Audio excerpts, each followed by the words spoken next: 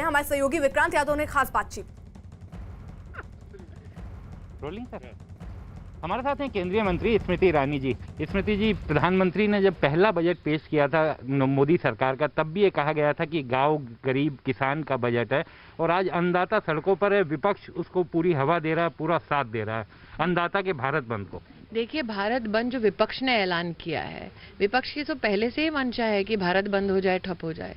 विपक्ष की तो मंशा ही पहले से ये रही है कि कोई भी गरीब, कोई भी किसान उन्नत ना हो, क्योंकि अगर गरीब उन्नत हो जाए, किसान प्रगतिशील हो जाए, तो विपक्ष के पास कोई एजेंडा ही नहीं रहेगा। ये किसान जो विपक्ष के अधीन था इतने वर्षों तक, भारत सरकार ने उस किसान को इन बेड़ियों से स्वतंत्र करके अपने पैरों पर खड़े होने के लिए कई प्रकार के भारत सरकार ने उपक्रम चलाए। आपको मैं आज गिनवा देती हूँ। भारत के किसान ने कभी भी किसी सरकार से किसान सम्मान निधि की दरकार को प्रस्तुत नहीं किया था। मोदी सरकार ने खुद आगे से जाकर किसान को हर साल 6,000 रुपए उनके बैंक के खाते में मिले, 10 साल तक ये पूरी योजना सुनिश्चित की। आज अगर 5 दिसंबर का आप आंकड़ा देखते हैं, 14 करोड़ किसानों को 93,000 करोड़ से ज्यादा रुपया उनके बैंक के खाते में दिलवाने वाली मोदी सरकार है। भारत के किसान ने कभी ये नहीं कहा था कि मेरे यूरिया चोरी हो रही है, वो मान के चला था कि खाद के लिए उसके ऊपर लाठीचार्ज होने वाला है।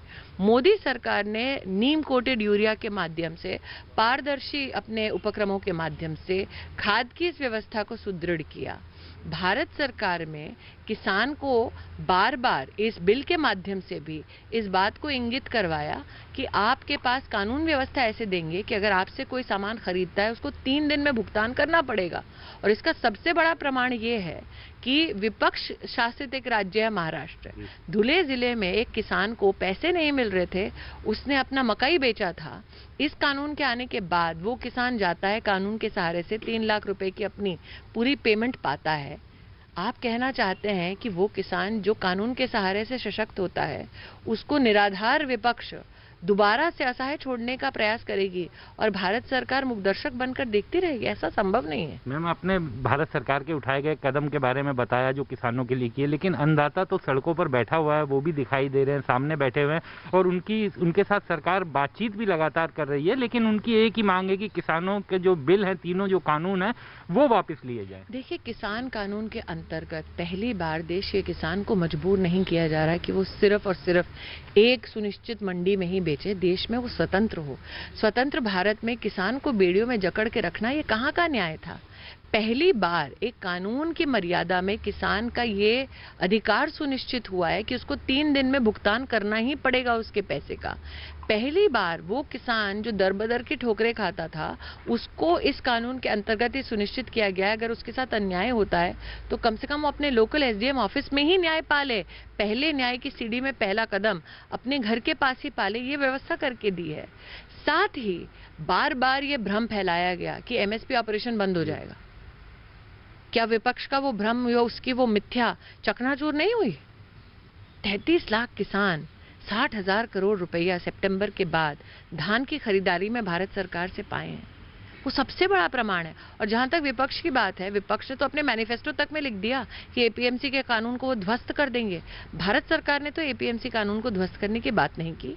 भारत सरकार ने ऐलान किया कि हम एपीएमसी के कानून को हाथ नहीं लगा रहे।